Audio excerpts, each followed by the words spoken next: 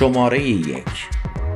عطاران 2 تا 3 هفته بعد از ممنوع کار شدن در سیما ازدواج می کند و در آن زمان مجبور می شود برای امرار معاش دست به کارهای جالبی بزند، از جمله این که با فردی دفتر پخش مواد غذایی دایر می کند و با یک وانت زامیاد آبی رنگ به سوپرمارکت ها رفته و مربا، چیپس، پفک و تنقلات پخش می کرده.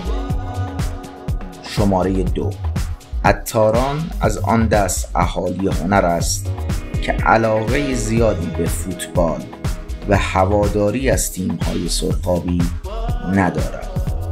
جالب این که او به دلیل نوستالژی کودکیش از فوتبال‌هایی که دیده تیم‌های ملی برزیل و هلند را تو امان دوست دارد. شماره 3. او جزو بازیگران و کارگردان‌هایی است که زیاد سیگار می‌کشد. خودش می‌گوید برای 2 سال سیگار را ترک کرده اما نتوانسته ادامه دهد و دوباره شروع به کشیدن کرد. شماره 4. رضا عطاران کلاً با کتاب خواندن بیگانه است، زیرا مثل خیلی از مردم فرصتش را ندارد.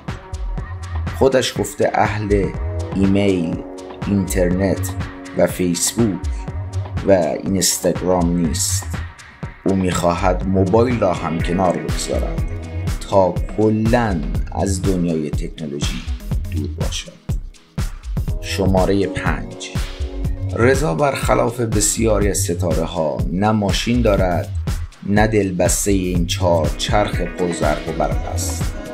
او پیش از این 4-5 ماشین داشته که هیچ کدام را دوست نداشته. شماره 6. برخلاف اینکه خیلی ها فکر میکنن رضا آدم بزلگویی است، خودش گفته اصلاً بلد نیست جوک تعریف کند و طوری جوک تعریف میکند که هیچ کس خنده‌اش نمیگیرد. شماره 7.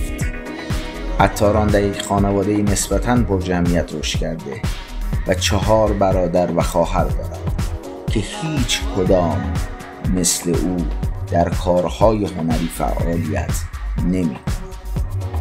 رضا با وجود اینکه سالهاست ازدواج کرده، ابتدا با همسرش توافق کرده بود صاحب فرزند نشود تا اینکه 4-5 سال قبل صاحب یک دختر شد.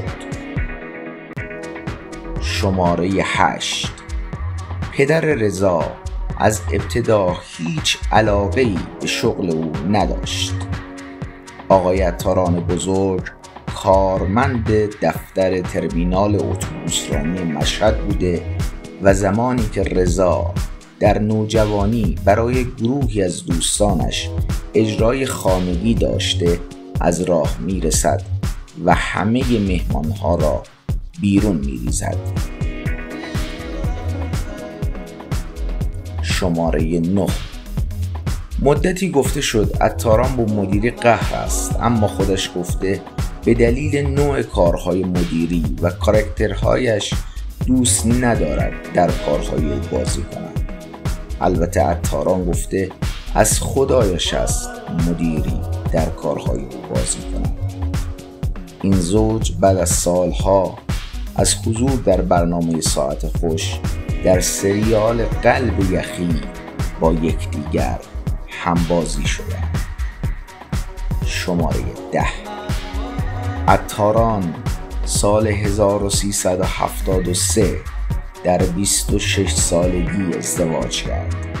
فریده فرامرزی همسر اوست که ابتدا کار تئاتر انجام میداده، در فیلم‌هایی مثل صندلی خالی هم بازی کرده و کاندیدای دریافت جایزه هم شده، اما امروزه بیشتر کار تدوین را انجام